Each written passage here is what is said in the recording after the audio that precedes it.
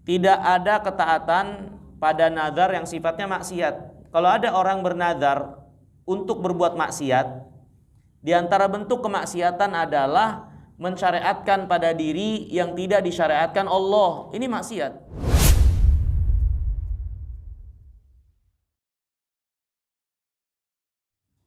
Bismillahirrahmanirrahim. Assalamualaikum warahmatullahi wabarakatuh.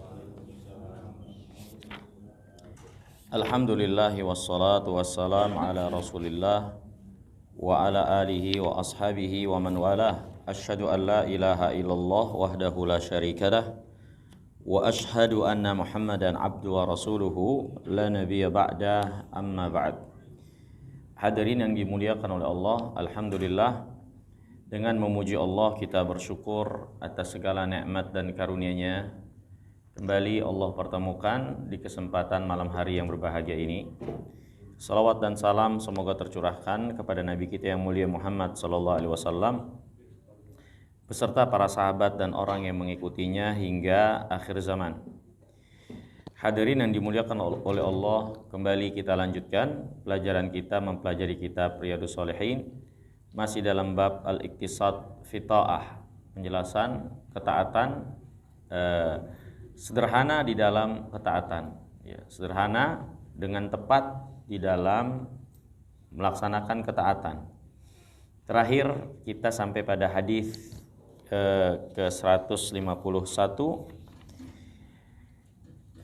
hadis yang menjelaskan tentang Abu Bakar dan juga Hanzalah, salah seorang sahabat Nabi SAW, yang mengadukan keadaan mereka, yang dimana mereka merasa berada dalam keadaan nifak, yaitu ketika mereka bersama Nabi SAW, mereka seolah-olah berada dalam keadaan melihat surga dan neraka di depan mata karena nasihat, karena peringatan dari Rasulullah. Tapi ketika mereka kembali ke rumah bertemu dengan anak dan istri mereka, mereka melupakan itu semua, sehingga mereka mengadukan kelemahan keadaan mereka tersebut.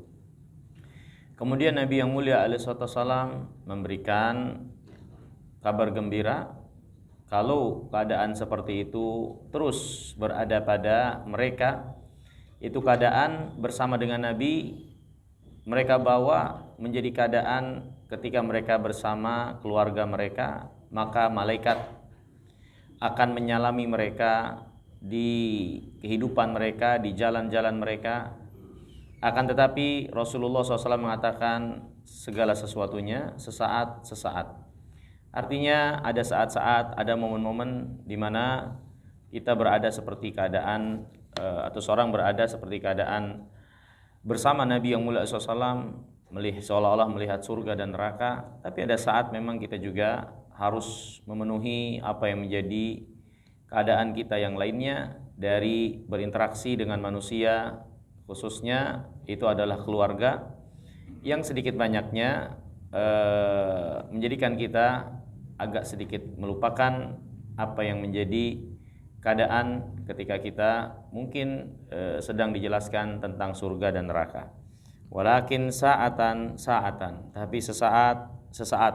Maka ini yang menjadi pelajaran bagi kita sekalian, di mana sabda Nabi sesaat menunjukkan bagaimana beragama itu, menjaga ritmenya, menjaga keseimbangannya dengan memenuhi kewajiban kita masing-masingnya terkait dengan hak Allah, terkait dengan hak manusia, ya, kegiatan-kegiatan kita, kehidupan kita, itu juga menjadi sesuatu yang nggak bisa kita tinggalkan, ya, menjadi bagian kehidupan ini. Dan agama memperkenankan, selama itu bukan dosa tentunya, bukan pelanggaran, ya. Dan begitulah dalam beragama, sesaat kita berada dalam kekuatan, dalam peningkatan dari keimanan. Di saat yang lain kita mungkin agak menurun, melandai karena kegiatan, karena interaksi, karena pekerjaan dan seterusnya. Tapi jangan pernah lupa untuk kembali lagi meningkatkannya. Seperti itu, menjaga ritme dalam beragama sampai akhirnya Allah mewafatkan kita sekalian ya dan menjaga keistiqomahan. Kemudian hadirin yang dimuliakan oleh Allah Subhanahu wa taala, hadis selanjutnya hadis ke-152.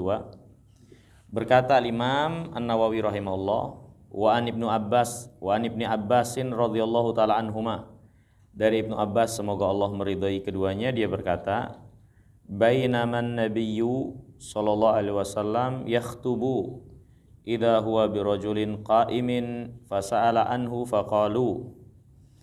Kata Ibnu Abbas, Nabi yang mulia alaihi salatu wassalam pernah berkhutbah, dan ketika khutbah Nabi melihat ada seorang laki-laki yang sedang berdiri. Ya, sedang berdiri, ya. Di dalam riwayat yang lain disebutkan dia nampak berdiri di luar masjid. Dia kepanasan karena ketika itu di siang hari. Fasalaan, maka Nabi SAW bertanya tentang orang tersebut. Faqalu, maka para sahabat menjawab, Abu Israil. Dia bernama Abu Israil. Israil, ya, maknanya adalah Abdullah. Israil namanya adalah maknanya itu Abdullah. Dan dia dahulunya dikenal sebagai salah satu nama dari Nabiullah Yakub.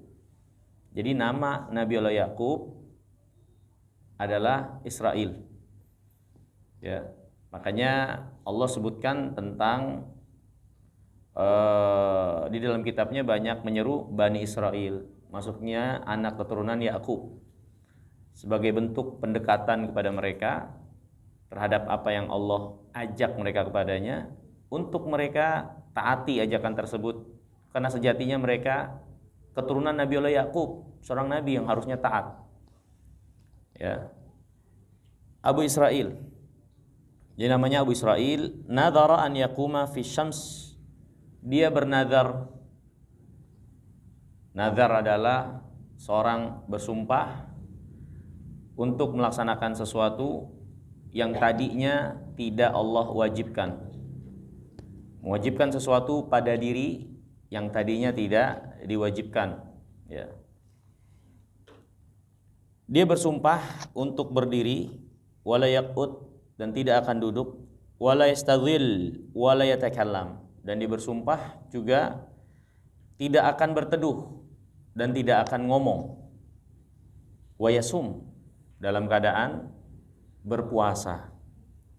Faqala Nabiyyu sallallahu alaihi wasallam, maka Nabi SAW bersabda, muruh falyatakallam wal yastadhil wal yaq'ud wal yutimma shaumah, rawahul Bukhari. Suruh dia untuk berbicara, berteduh, duduk, dan sempurnakan puasanya. Sempurnakan puasanya. Hadis yang mulia ini hadirin yang dirahmati dan dimuliakan oleh Allah, memberikan pelajaran buat kita, terutama terkait dengan bab al-iktisad fi ta'ah, bab sederhana dalam taat. Apa korelasi bab ini terkait sederhana dalam ketaatan? Ya. Apa korelasi hadis ini terkait iktisad fi ta'ah? Hubungan dan korelasi kesesuaian hadis ini dalam iktisad fi ta'ah. Hadis ini menjelaskan bagi kita sekalian bahwasanya bagian dari iktisad, kesederhanaan dalam taat, adalah ketepatan, tepat dalam taat. Ya. Jadi yang dimaksud dengan iktisad sederhana bukan seorang meremehkan, melalaikan, mengabaikan agama ini, tapi kesederhanaan itu adalah diantara maknanya adalah ketepatan, ketepatan melaksanakan agama ini berkesesuaian seperti apa yang disyariatkan dan tidak membebani diri melampaui apa yang menjadi kemampuan. Dan ini kita ambil kesimpulan sabda Nabi SAW kepada Abu Israil. Abu Israil bernadar. Nabi tidak ingkari nadarnya, tapi yang diingkari adalah apa yang dia nadarkan dengan sesuatu yang sejatinya bukan ibadah. Ya. dan itu pun memberatkan diri. Berdiri, berjemur, tidak berteduh, tidak mau ngomong, tidak mau duduk. Nggak ada syariat ibadah demikian. Nggak ada bagian syariat kita disuruh berjemur, nggak ngadem, nggak mau ngomong, nggak mau duduk. Nggak ada syariat ibadah seperti itu. Ya, maka itu yang diingkari oleh Nabi SAW. Dia melampaui batas, membebani dirinya apa yang tidak disyariatkan, dan itu bukan ibadah. Ya. Dan juga apalagi hal-hal tersebut adalah sesuatu yang membebani diri, memberatkan dan menyiksa. Itu telah keluar dari makna iktisad tentunya. Maka hadis yang mulia ini memberikan pelajaran buat kita sekalian. Rasulullah SAW melarang keberagamaan di luar dari iktisad, di luar dari ketepatan, dan membebani diri dengan apa yang tidak disyariatkan, terlebih lagi dengan sesuatu yang sifatnya menyiksa. Ya, ini yang menjadi korelasi bab ini dalam iktisad fit ta'ah. Hadis ini juga memberikan pelajaran buat kita sekalian. Kata Syekh Salim bin Id al-Hilali, beliau menjelaskan nadar bisukut laisa qurbah fi syariatul Islam. Bernadar untuk tidak berbicara tidak atau bukan merupakan bagian syariat Islam. Nadar seorang mewajibkan sesuatu yang tadinya enggak wajib dari ibadah. Misal dia mengatakan, demi Allah saya akan sholat malam nanti malam. Ini nazar. Bisa juga nazarnya itu dengan dikaitkan dengan sesuatu. Kalau saya dapat ini maka saya akan sholat malam nanti malam. Ya, itu nazar. Dan nazar hukumnya kata para ulama ya paling minim itu makruh, terutama nadar yang dikaitkan dengan sesuatu. Sebagian mengatakan haram karena terdapat keterangan dari Nabi SAW, nadar tidak dilakukan kecuali dari orang yang bakhil, pelit, di mana dia nggak mau ibadah kecuali mendapatkan ini dan itu dari apa yang dia kaitkan dengan nadarnya tersebut. Tentu ada pembicaraan lagi terkait dengan nadar tanpa keterkaitan. Aku bernadar saya malam akan sholat malam. Gak ada kaitannya dengan apapun, tapi dia mengilzamkan dirinya untuk itu. Tapi ini juga nampak kurang disukai, ya, karena itu menjadi suatu yang memberatkan diri untuk yang asalnya memang tidak menjadi suatu kewajiban. Dikhawatirkan dia tidak bisa melaksanakan dan seterusnya. Wallahu ta'ala alam. Walhal nadar-nadar yang bukan menjadi bagian syariat sebagai suatu ibadah, itu tidak diperkenankan. Seperti ini, nadar nggak mau ngomong, nadar nggak mau berteduh, nggak mau duduk. Ya. Kemudian hadirin yang dimuliakan Allah, hadis ini juga memberikan pelajaran, kata Syekh Salim bin Id al-Hilali, la yaqbalullah tabaraka wa ta'ala amalan lam yashra'hu. Allah nggak terima amal yang diamalkan sesuatu yang bukan menjadi syariat. Sesuatu yang bukan menjadi syariat Allah diamalkan dengan niat ibadah nggak akan diterima. Makanya Nabi SAW menyuruh si Abu Israil, silakan dia berbicara, silakan dia berteduh, silakan dia duduk. Jangan haramkan diri untuk perbuatan-perbuatan tersebut, karena itu nggak disyariatkan ibadah seperti itu, nggak diterima, percuma aja. Tapi puasanya Rasulullah SAW menyuruh apa? Sempurnakan. Karena puasa ada syariatnya. Yang gak ada syariatnya, Nabi SAW melarang jangan diteruskan. Yang ada syariatnya diteruskan, dilanjutkan. Karena itu sudah menjadi nazar. Nazar kalau sudah diucapkan, maka dia wajib untuk ditunaikan. Kalau itu adalah syariat. Kalau itu adalah nazar untuk mengamalkan suatu amaliyah syariat. Ya. Yang tidak disyariatkan gak diterima. Ya. Kemudian hadirin yang dimuliakan Allah Subhanahu wa taala. Kata Syekh Salim bin Id al-Hilali juga, pelajaran menarik buat kita sekalian. kullu ma yata'adza bihil insan walau ma'alan mimma lam yarid bimasyru'iyatihi kitabun aw sunnatun la yanbaghi taqarrub bihi ilallah. Segala sesuatu yang memberatkan diri, yang menyakiti, ya, walaupun sifatnya adalah di masa yang akan datang, ya, maka ketika tidak disyariatkan oleh Al-Quran dan Sunnah, tidak boleh kita mendekatkan diri dan meniatkan mendekatkan diri kepada Allah dengannya, ya. Karena agama ini tidak datang untuk mencelakakan kita. Kemudian hadirin yang dimuliakan Allah, hadis ini juga dijadikan dalil la ta'ata fi nadaril maksiyah. Tidak ada ketaatan pada nazar yang sifatnya maksiat. Kalau ada orang bernazar untuk berbuat maksiat, di antara bentuk kemaksiatan adalah mensyariatkan pada diri yang tidak disyariatkan Allah. Ini maksiat. Jadi maksiat itu bukan hanya terkait pelanggaran-pelanggaran, melanggar larangan sebagaimana yang diketahui oleh banyak orang. Saya bernazar akan mencuri, saya bernazar akan berbuat kejahatan, ya itu nggak boleh ditunaikan, nazar maksiat. Tapi ada nazar yang berupa maksiat juga yang banyak tidak diketahui oleh orang, yaitu bernazar sesuatu amalan yang tidak disyariatkan. Itu pun masuk dalam bagian maksiat. Seperti Abu Israil, dia bernazar mengamalkan sesuatu sebagai bentuk ibadah yang nggak disyariatkan, nggak berdiri, nggak bicara, nggak mau duduk. Maka nazar maksiat tidak boleh ditunaikan, ya. Kemudian hadirin yang dimuliakan Allah, hadis ini juga memberikan pelajaran. Adapun nazar yang sifatnya ketaatan, maka harus ditunaikan. Harus ditunaikan. Seorang bernazar dia akan sholat malam, bernazar dia akan puasa. Maka kalau sudah tetap apa yang menjadi tekad untuk nazarnya itu harus ditunaikan. Dan nazar bagian dari janji kepada Allah Subhanahu wa taala.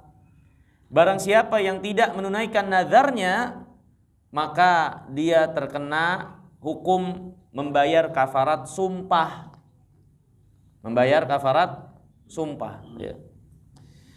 Kemudian hadirin yang dirahmati dan dimuliakan Allah, hadis ini juga memberikan pelajaran, kata Syekh Salim bin Id Al-Hilali, jawaz su'al anil ahwal mustaghrabah qabla inkariha. Bolehnya kita bertanya tentang sesuatu yang aneh, yang kita lihat aneh apa itu, sebelum mengingkarinya. Kita lihat ada sesuatu yang aneh, beda, kita tanya dulu, ada apa itu, kenapa itu, sebelum terburu-buru untuk mengingkarinya. Kemudian hadirin yang dirahmati dan dimuliakan Allah, hadis ini juga memberikan pelajaran jawaz tauqil fi ablagil jawab awil amar wan nahi. Faqad amara Nabi SAW as-sahaba an yuballighu Aba Israil amra Rasulillah sallallahu alaihi wasallam. Bolehnya mewakilkan orang lain untuk menyampaikan nasihat, amar ma'ruf nahi munkar, ya. Seperti Nabi SAW menyuruh para sahabat, sampaikan kepada dia, suruh dia agar berteduh, bicara, duduk, tapi puasanya lanjutkan. Jadi bukan Nabi SAW sendiri yang langsung melaksanakannya atau memerintahkan, tapi menyuruh para sahabat. Berarti boleh untuk mewakilkan nasihat, pesan, amar ma'ruf nahi munkar, ya, dan seterusnya, ya. Ini hadirin yang dimuliakan oleh Allah Subhanahu wa taala.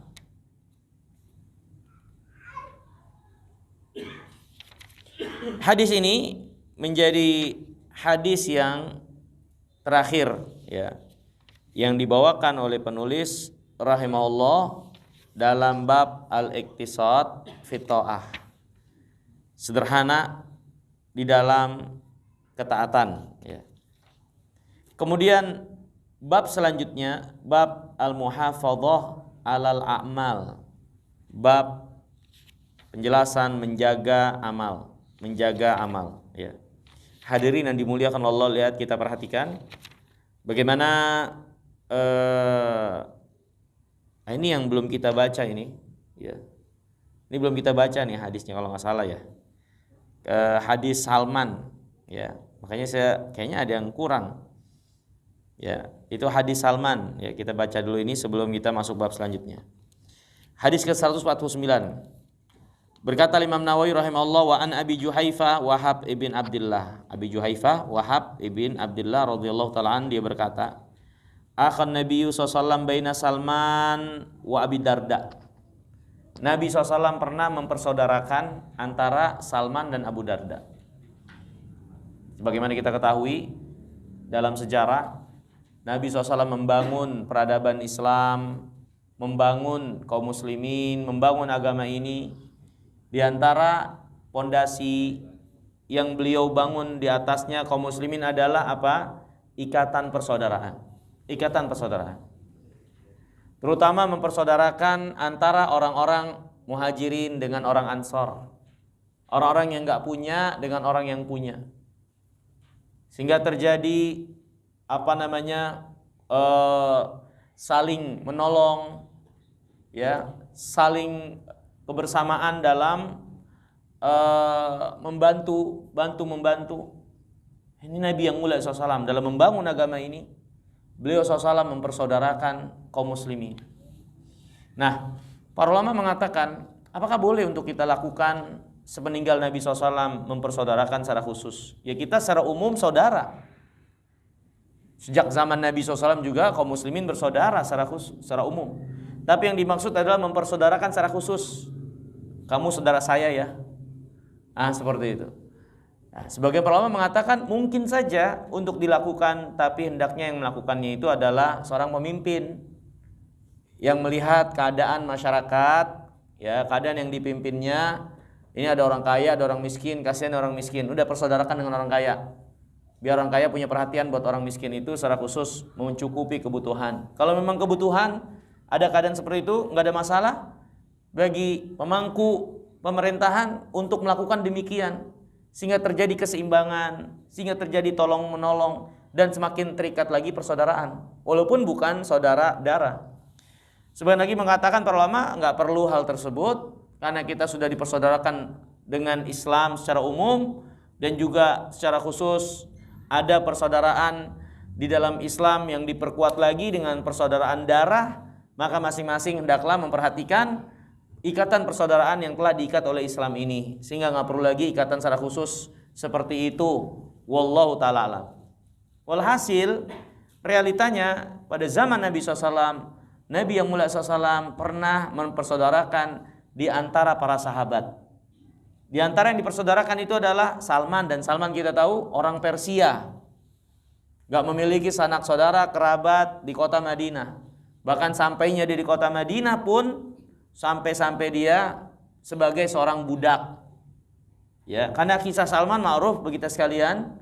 Dia tadinya penyembah api dan menyadari kesalahan, kekeliruan apa yang dilakukan dari penyembahan kepada api yang enggak benar itu, sehingga dia mencari kebenaran dengan kejujurannya, hingga akhirnya Allah menyampaikan dia kepada seorang ahli ilmu dari peninggalan ahlul kitab, ya, sampai ke beberapa orang, ya, Salman berada di bawah pengajaran ahli ilmu dari ahlul kitab, sehingga orang yang terakhir mewasiatkan kalau dia mau terus dalam kebenaran ini, maka hendaklah pergi ke satu tempat yang di sana akan Allah SWT lahirkan seorang nabi dengan tanda ini dan itu. Maka dia pun setelah kematian orang yang terakhir dari ahli ilmu ahlul kitab ini, jalan mencari Nabi SAW, ya, dalam jarak yang sangat jauh, sampai akhirnya Salman menjadi seorang budak. Karena perjalanannya itu, akhirnya dia jadi seorang budak. Hingga bertemu Nabi SAW, dan dia masih mencari-cari kebenaran seperti yang dikhabarkan oleh orang yang mengajarkan dulu, yaitu tanda kenabian yang ada di pundak Nabi SAW, berbentuk seperti telur burung puyuh, jendolan seperti telur burung puyuh. Semakin yakinlah dia, ternyata kabar Nabi dan berita beliau SAW sudah diketahui oleh ahli ilmu ahlul kitab. Semakin yakinlah dia, dan dia beriman kepada Nabi SAW dan mengikutinya, dan baik keislamannya ma'ruf bagi kita sekalian. Jadi dia orang yang jauh dari Persia, dan dia dipersaudarakan dengan Abu Darda. Nah, fazara Salman Abu Darda, maka pada suatu hari Salman ya menziarahi Abu Darda. Ya, ini dalil menunjukkan bagi kita sekalian disukai ya menziarahi saudara kita, teman kita, ya, orang yang kita kenal, apalagi dia kerabat kita, di antara amaliyah yang menjadi syariat kebaikan, ya, di antara bentuk penyambung hubungan dari persaudaraan, dari silaturahim dan seterusnya. Fara'a Ummu Darda mutabadzilah. Ketika Salman main ke rumah Abu Darda, dia lihat Ummu Darda, istrinya Abu Darda, mutabadzilah. Apa namanya? Lusuh. Ya, yang tidak menjadi kebiasaan seorang wanita yang punya suami, yang biasanya berhias diri untuk suaminya, tapi dia lusuh, kayak nggak ada gairah, ya, kayak nggak ada gairah. Tidak menjadi keadaan umumnya wanita yang terpatri dalam diri mereka untuk berhias, ya. Kemudian Salman bertanya, "Masya'nuk? Kamu kenapa? Kenapa kamu kok lusuh seperti itu?" Ini dalil menunjukkan kita sekalian bolehnya laki-laki ajnabiyah berbicara kepada seorang wanita yang bukan mahramnya dengan kepentingan kalau ada hajat, ya. Dan suara wanita bukan aurat. Tentu istrinya Abu Darda jawab kan, ngomong pakai suara enggak? Suara. Maka suara wanita hukum asalnya bukan aurat. Hanya saja wanita diberi petunjuk untuk tidak mendayu-dayu dengan gemulai perkataannya kepada orang yang bukan mahramnya, ya, apalagi yang punya penyakit hati. Tapi suara wanita itu sendiri asalnya bukan aurat. Lihat, Salman bertanya kepada istrinya Abu Darda, "Masya'nuki? Kamu ini kenapa?" Ya, kelihatan beda. Kemudian qalat, Ummu Darda berkata, "Akhuk Abu Darda laisa lahu hajatun fid dunya." Saudaramu tuh Abu Darda, dia kayaknya udah nggak butuh dunia lagi. Termasuk dunia yang dimaksud adalah apa? Dirinya. Wanita itu Allah kuasakan kepada laki-laki. Mereka berkeadaan seperti tawanan untuk suaminya. Tapi keadaan terbalik. Sekarang laki-laki yang ditawan wanita. Ya. Laki-laki yang ditawan wanita. Ya, mereka yang jadi kepala rumah tangga, yang mengatur dan lain-lain. Yang laki-laki nggak jadi laki-laki. Ya, padahal Allah Subhanahu Wa Taala jelaskan bahwasanya wanita itu bagian dari perhiasan dunia yang dengan keberadaan mereka dunia ini jadi warna-warni. Ya, kalau laki-laki semua tentu lurus-lurus saja. Allah Subhanahu Wa Taala firman, "Zuyyina linnas hubus syahawat minan nisa." Dijadikan kecintaan kepada manusia terhadap syahwat dunia berupa wanita. Pertama kali disebutkan wanita. Ya, Nabi yang mulia alaihi wasallam bersabda, sebaik-baik perhiasan dunia adalah wanita yang solehah. Jadi dia perhiasan dunia. Perhiasan dunia. Dan sebagaimana bagian dunia yang lainnya, maka kita yang menguasai dan mengendalikan bukan sebaliknya. Ini para laki-laki. Mereka yang harus banyak berperan. Menjadi laki-laki seperti yang dijelaskan dan dibebankan kepada mereka. Yang bertanggung jawab dengan nafkah, yang mencari nafkah dengan baik, ya, memenuhi kebutuhan anak istrinya, jadi laki-laki. Ya. Kemudian kata Abu Darda, laisa lahu hajatun fid dunya. Dia udah enggak butuh dunia lagi tuh. Termasuk dirinya. Ya, yang sepertinya sudah tidak diperhatikan lagi. Faja'a Abu Darda fasana'a lahu ta'aman. Ya, maka Abu Darda datang. Maka Abu Darda pun membuatkan makanan buat Salman. Ya, buat makanan buat Salman. Ya, berarti ini menunjukkan enggak jadi masalah seorang laki-laki dia yang menyiapkan jamuan untuk tamunya, yang menyiapkan makanan untuk tamunya, enggak ada masalah. Kemudian faqala lahu, maka Abu Darda berkata kepada Salman, "Qul fa inni shaim." Silakan makan, saya sedang puasa. Ya, ini diantara bentuk kebaikan yang diajarkan oleh agama kita, yaitu menjamu tamu. Di antara bentuk jamuan itu adalah dengan menyiapkan makan. Nyiapin makan.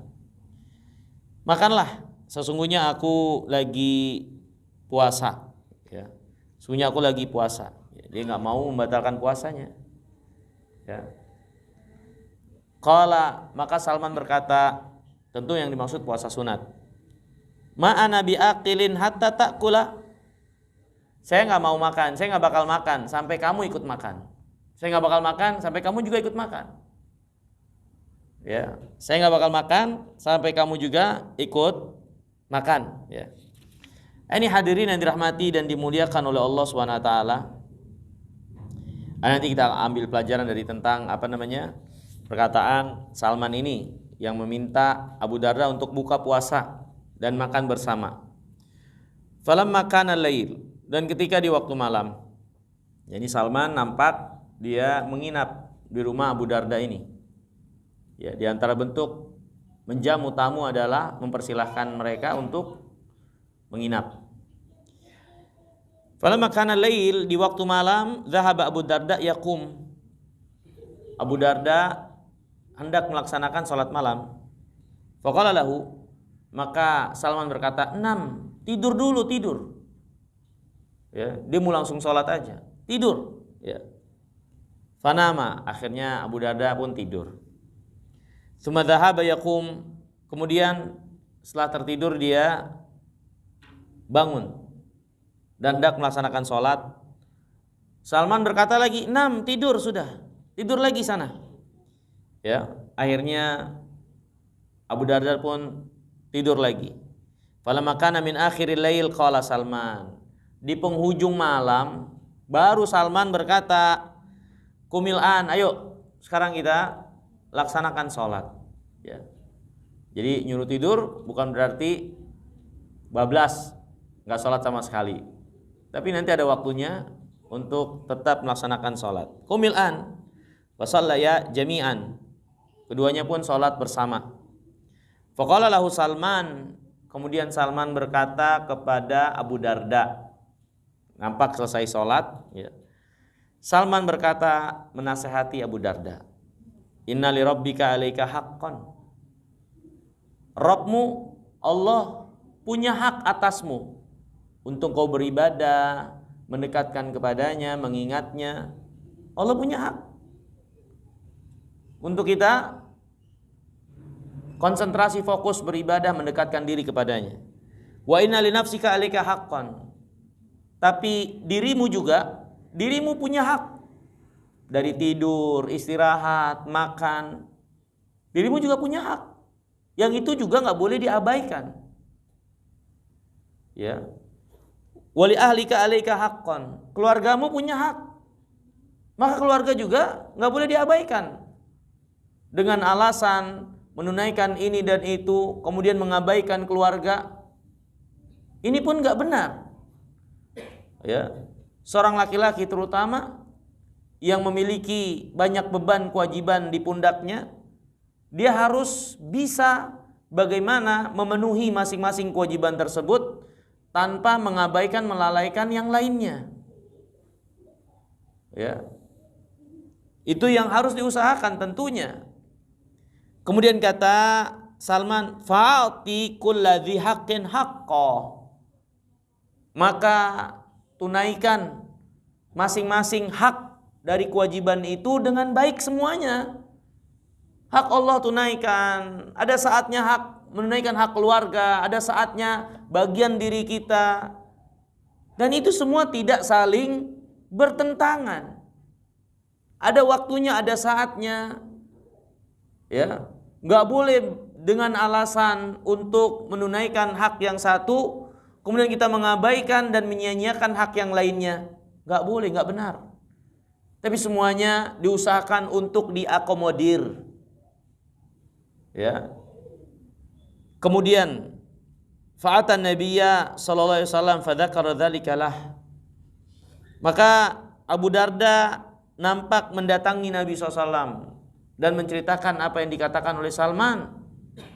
Karena nampak Salman dengan perkataannya tersebut, ya, sedikit banyaknya seolah-olah Abu Darda salah. Padahal Abu Darda fokus, konsentrasi, sholat, puasa. Yang menyebabkan akhirnya istrinya terabaikan. Dia udah gak minat atau dia gak kuat lagi karena habis energinya untuk puasa yang membuat jadi lemes. Sholat malam yang mungkin dia sampai larut malam sehingga capek. Besoknya dia puasa lagi atau besoknya dia kerja dan seterusnya. Istrinya gak ada bagian untuk mendapatkan hak sebagai seorang istri. Ya. Maka sampai berita itu kepada Nabi SAW. Ya, Salman mengadukan, merasa dia berada dalam kebaikan. Nabi SAW bersabda, "Shadaqah Salman." Salman itu benar. Salman itu benar. Nah, ini hadirin yang dimuliakan Allah. Sabda Nabi SAW, Salman itu benar. Ketika Salman berbicara kepada Abu Darda, masing-masing ada haknya. Ini yang menjadi pelajaran iktisad fit ta'ah. Sederhana dalam taat. Maksudnya dalam ketaatan kita harus perhatikan apa yang Allah bebankan kepada kita sekalian dari hak-hak yang harus kita tunaikan. Tidak boleh beralasan untuk menunaikan yang lain, mengabaikan yang lainnya. Karena pastinya ada bagian-bagian yang harus kita bisa atur dengan baik. Semuanya terakomodir. Hak Allah, Allah juga gak minta kita untuk membinasakan diri kita mendekat kepadanya. Karena Allah juga mewajibkan kita untuk menunaikan kewajiban kita kepada keluarga, anak, istri. Allah mewajibkan kita juga untuk menjaga diri, menjaga kesehatan. Ya, Allah melarang kita membinasakan diri kita. Itu kan juga adalah apa yang menjadi bagian yang Allah perintahkan kepada kita sekalian. Maka itu semua tidak saling bertabrakan, bisa dilaksanakan dengan baik dengan ditempatkan masing-masing pada tempatnya. Ya. Maka seorang yang paling bahagia dan berada pada ketepatan adalah yang bisa mengakomodir masing-masing dari apa yang Allah bebankan kewajiban kepada dirinya. Ini adalah orang yang cerdas. Ini baru orang yang cerdas. Ini baru orang yang kesatria. Ini baru laki-laki.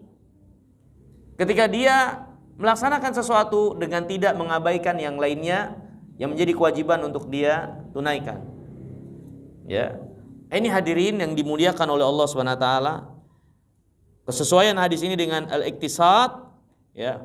Bagaimana dalam hadis ini Nabi SAW membenarkan perkataan Salman, di antara bagian kesederhanaan dalam taat adalah menunaikan apa yang Allah bebankan kepada kita sekalian dan tidak tumpang tindih bertabrakan satu dengan yang lainnya, ya, ketika semuanya memang harus diakomodir. Syekh Salim Ibn Tahlilali rahimahullah menjelaskan hadis ini memberikan banyak pelajaran. Di antaranya yang pertama masyru'iyatul mu'akhah fillah wa ziyaratul ikhwan wal mabit indah. Disyariatkan mempersaudarakan atau persaudaraan di jalan Allah dan saling menziarahi serta menginap di rumah orang yang menjadi saudara kita itu, ya. Ini hadirin yang dimuliakan Allah, tentu seperti yang saya jelaskan tadi, apakah harus ada ikatan khusus seperti yang dilakukan oleh Nabi SAW atau tidak? Kalau tidak, maka telah tetap firman Allah SWT, innamal mu'minuna ikhwah. Ya. Wa kunu ibadallahi ikhwanan, kata Nabi yang mulia alaihi salatu wassalam. Ya. Walhasil persaudaraan di jalan Allah SWT dengan memperlakukan satu dengan yang lainnya dengan apa yang Allah cintai dan ridhoi, dari saling nasihat menasihati, tolong menolong dan seterusnya, ini perkara yang disyariatkan. Dan di antara bentuk ikatan persaudaraan itu adalah dengan saling menziarahi, bahkan menginap ya di tempat mereka. Ya tentu ketika ini tidak memberatkan ya. Kemudian selanjutnya masyru'iyatu mukhatabatil ajnabiyyah lil haja. Disyariatkan. Lihat, bahkan kata Syekh Salim, disyariatkan seorang berbicara kepada wanita yang bukan mahramnya kalau memang ada hajat. Memang ada hajat. Ya. Jadi enggak benar kalau kita anggap berbicara kepada lawan jenis begitu saja sebagai sesuatu yang haram. Enggak. Kalau memang ada kepentingan, enggak ada masalah. Dalam syariat bahkan dibenarkan, disyariatkan. Ya, seperti seorang mau lamar seorang wanita, diajak ngobrol lah, tanya. Ya. Karena ada yang kaku sampai enggak mau diajak ngobrol karena belum mahram dan seterusnya. Tapi giliran belanja ke minimarket, diajak ngobrol tuh. Apa namanya? Kasirnya. Digoda-godain malah. Ya. Dia orang wanita yang bakal dia nikahi, dia nggak mau ajak ngobrol karena berasa belum mahram, belum nikah dan seterusnya. Padahal dia punya kepentingan untuk bertanya, tentu bertanya begini begitunya, nggak jadi masalah, ya. Maka kalau ada hajat, terutama nggak ada masalah. Ada hajat kepentingan dan tidak menimbulkan mudarat dari hal-hal yang tidak diinginkan, dari fitnah, ya. Kemudian hadis ini berikan pelajaran masyru'iyatun nus lil muslimin wa tanbih man ghafila minhum. Disyariatkan untuk menasehati kaum muslimin, saudara kita, dan mengingatkan kelalaian yang dia lakukan. Lihat Salman ya mengingatkan Abu Darda kelalaiannya menunaikan hak untuk dirinya, untuk keluarganya. Padahal dia adalah orang yang sangat fokus terhadap ibadah. Tapi tidak seperti itu yang Allah syariatkan kepada kita sekalian. Lihat Nabi kita yang mulia SAW, bagaimana beliau sebagai orang yang paling berada pada puncak ibadah kepada Allah. Waktunya bersama keluarga, waktunya beliau melayani tamu, waktunya bersama kaum muslimin, waktunya beliau bermunajat, berdiri menghadap Allah di waktu malam. Waktunya dia menunaikan hak istrinya, waktunya dia bersama dengan cucunya. Maka Nabi SAW orang yang berada pada puncak ibadah. Dan ternyata beliau adalah orang yang paling menunaikan haknya masing-masing dari apa yang ada di sekitar beliau. Ya. Kemudian hadirin yang dimuliakan Allah, hadis ini juga memberikan pelajaran fadlu shalah akhirul lail. Keutamaan salat malam di penghujung malam atau di sepertiga malam terakhir. Itu yang lebih utama. Itu yang lebih utama. Kemudian hadis ini memberikan pelajaran thubutu haqqil mar'a ala zaud fi husnil mu'asyarah. Hadis ini penjelasan ketetapan syariat hak wanita untuk dipergauli dengan baik oleh suaminya. Ya. Hak wanita untuk dipergauli, diinteraksi dengan baik oleh suaminya. Nah ini, makanya ketika Ummu Darda nampak tidak ada gairah, ya, lusuh, maka Salman bertanya, ada apa? Ya, ternyata suaminya seperti itu. Maka Salman mengingatkan kepada Abu Darda, keluargamu juga punya hak. Keluarga di sini yang masuk dalam bagian pertamanya adalah istri. Dia punya hak. Bagaimana dia sampai tidak memiliki gairah seperti itu? Engkau menyia-nyiakannya dengan alasan sibuk dengan dunia, sibuk dengan ibadah. Itu yang sibuk dengan ibadah. Yang parahnya sibuk dengan hal-hal nggak jelas, dia abaikan anak istrinya. Ini yang lebih parah. Yang sibuk ibadah saja, mengabaikan istrinya untuk dipergauli dengan baik, salah. Ya. Itikaf nggak pulang-pulang. Orang-orang itikaf 10 hari, dia sebulan, 2 bulan nggak jelas. Salah, padahal mungkin niatnya baik. Itu yang fokusnya ibadah. Ini gimana kita yang kerjaannya ngayap, sono sini, pergi sana sini, cari kesenangan sendiri, ngelupain anak bini. Lebih jelek lagi. Ya. Ini Abu Darda yang pengen ibadah loh, fokus ibadah.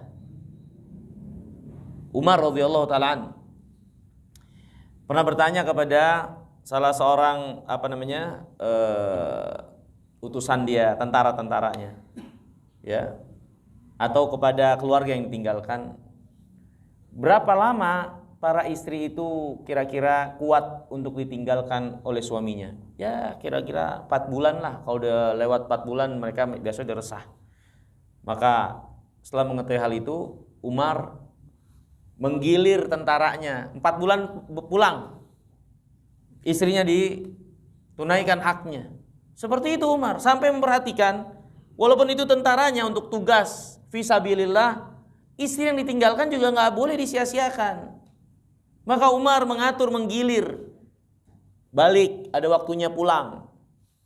Ya, itu yang jihad. Nah, ini hadirin yang dimuliakan oleh Allah. Walhal seorang wanita punya hak, ya, untuk kita pergauli mereka dengan baik, seperti apa yang Allah perintahkan dan Rasulullah SAW ajarkan kepada kita sekalian. Hadis ini juga memberikan pelajaran, kata Syekh Salim bin Al-Hilali, masyru'iyatu tazayyunil mar'a li zawjiha, disyariatkannya seorang wanita berhias diri untuk suaminya. Dandan, ya, syariatkan, ya. Kemudian hadis ini juga memberikan pelajaran jawazul fitr min shaumi tatawwu. Bolehnya seorang berbuka dari puasa sunat dan seorang menjadi tuan bagi puasa sunatnya. Kalau dia mau berbuka silahkan. Tapi tentunya janganlah dia berbuka, ya, atau jangan dia bermudah-mudah berbuka untuk puasa sunatnya kecuali memang ada hal yang penting seperti memuliakan tamu. Ya, masa kita nyediain tamu, kitanya nggak makan, kan tamunya nggak enak. Ntar tamunya curiga, jangan-jangan ada racunnya nih, gue mati sendiri ntar. Ya kan? Ya, untuk hal-hal yang terutama ada kepentingan, maka udah batalin puasa. Ya, untuk menghormati orang lain, menghormati tamu dan seterusnya. Hadis ini bahkan kata Syekh Salim bin Al-Hilali, jawaz an-nahyi 'anil mustahabbat idza khasyiya anna dzalika yufdi ila sa'ama wal malal. Bolehnya melarang melakukan perbuatan amalan sunat kalau dikhawatirkan membawa kepada kejenuhan, jemu dan jenuh yang akhirnya membuat seorang malah benci kepada agamanya. Maka boleh melarang seorang untuk melakukan perbuatan yang sunat yang khawatir membuat dia malah jadi benci kepada agama ini, jadi jenuh, ya, dan meninggalkan agama ini. Wallahu ta'ala jalla wa ala wa alam, ya. Mungkin ini yang bisa kita pelajari karena sudah masuk waktu Isya. Insyaallah kita lanjutkan lagi di kesempatan yang akan datang. Kurang lebihnya saya mohon maaf. Subhanakallahumma bihamdika asyhadu an la ilaha illa anta astaghfiruka wa atubu ilaik. Assalamualaikum warahmatullahi wabarakatuh.